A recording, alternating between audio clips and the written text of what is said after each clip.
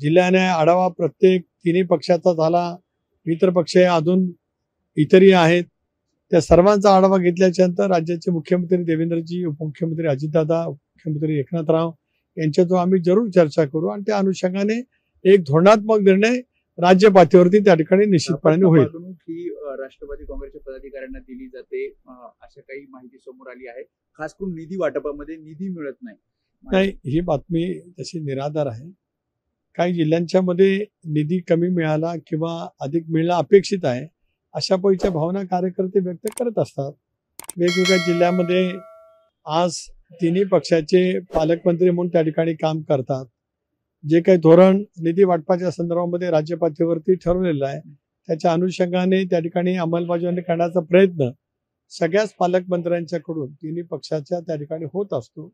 अशा वेळेला एखाद्या जिल्ह्यात निधीच्या बाबतीमध्ये काय भावना व्यक्त केल्या म्हणजे काय तक्रारी किंवा काय कुरबुरी आहेत असं काय मानण्याचं काही कारण नाही.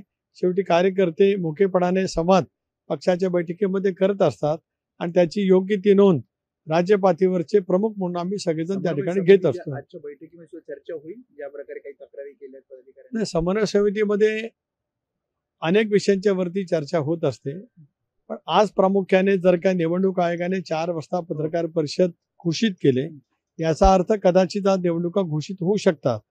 अशा टप्प्यावरती ज्या वेळेला निवडणूक आयोगाच्या पत्रकार परिषदा होतात याचा अर्थ निवडणुका घोषित होत असतात. मला माहित नाही की नेमकं 4 वाजता राज्य निवडणूक आयोग कशा बाबतीतली घोषणा त्या ठिकाणी करणार आहे. पण समन्वय समितीमध्ये प्रामुख्याने अजेंड्यावरती एक विषय राहील. जर का निवडणुका घोषित झाल्या तर या निवडणुकीला महायुती म्हणून सामोरं जात असताना कशा पद्धतीने सामोरं जावं त्याचं एक धोरण आम्ही त्या ठिकाणी ठरवू आणि मग त्याची अंमलबजावणी करण्याच्या दृष्टीतून त्या जिल्ह्यातले पालकमंत्री, पक्षाचे संपर्क मंत्री, तिन्ही पक्षाचे यांना, जिल्हाध्यक्षांना, राज्य पातळीवरना त्या बाबतीमध्ये सूचना दिल्या. काही ठिकाणी राष्ट्रवादी स्वबळावर लढेल कारण बीड असेल, परभणी असेल, हिंगोली असेल. एक असं आहे की पक्षाच्या प्रमुख नेत्यांनी वेगवेगळ्या मतदारसंघातील आपल्या भावना जरूर त्या ठिकाणी मांडल्यात. या तिन्ही पक्षाच्या बैठकांच्या मध्ये त्याच्यापैकी चर्चा होत असते. कारण आपण अनेक वेळेला भारतीय जनता पक्षाच्या नेत्यांच्याकडून सुद्धा तशापैकीचं त्यांच्या बैठकीमध्ये काय मांडलं गेलं त्याचं सुतोवाच आहे. शिवसेनेच्या नेत्यांच्याकडून सुद्धा शिवसेनेच्या बैठकीमध्ये काय मांडलं त्याचं सुतोवाच आहे. पण शेवटी महायुती अभेद्य ठेवून राज्यभरामध्ये या निवडणुकीला सामोरं जाण्याच्या दृष्टिकोनातून आम्ही प्राथमिक चर्चा केलेली आहे. अंतिम स्वरूप आता लवकरच आम्हाला द्यावं लागेल. शेवटचा प्रश्न, आज निवडणुकीचा पहिला टप्पा जाहीर होईल ज्यामध्ये नगरपालिका, नगरपंचायतच्या तारखा जाहीर होतील असं कळतंय. या सगळ्या निवडणुका पाहतात दुसरीकडे विरोधक दुबार मतदारांचा किंवा मतदार यादीतील घोटाळा हे समोर काढतात. मात्र निवडणूक घेण्यावर राज्य निवडणूक आयोग हे ठाम दिसतं 31 जानेवारीच्या.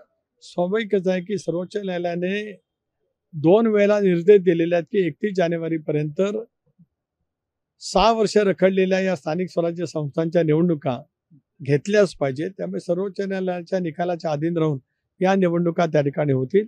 पारदर्शका निवडणुकीच्या मतदार यादीमधला जो काय मुद्दा विरोधक त्या ठिकाणी मांडतायत, मला असं वाटतं की ज्या वेळेला निवडणुका घोषित होतात त्यावेळेला निवडणुकींची मतदारांची यादी मतदान केंद्र निहाय ही प्रत्येक राजकीय पक्षाला मिळत असते. त्याच्यावरती काही कालावधी ऑब्जेक्शन सजेशनसाठी सुद्धा असतो. त्यावेळेला पुरावा जर का हरकत घेतली तर त्याची नोंद निपक्षपणाने निवडणूक आयोग त्या ठिकाणी घेत असतं आणि त्याच्यामुळे अकांडतांडव करण्यापेक्षा वस्तुस्थितीवरती आधारित असलेल्या हरकती किंवा सूचना या पुराव्यासहित त्या ठिकाणी दाखल कराव्यात असं मला सर्वच राजकीय पक्षांना सांगायचं आहे. दीर्घकाळ रेंगाळलेला या संबंध स्थानिक स्वराज्य संस्थांच्या निवडणुका आता लवकर झाल्याच पाहिजेत. एक लोकप्रतिनिधी नात्याने राष्ट्रवादी काँग्रेस पक्षाची भूमिका आहे.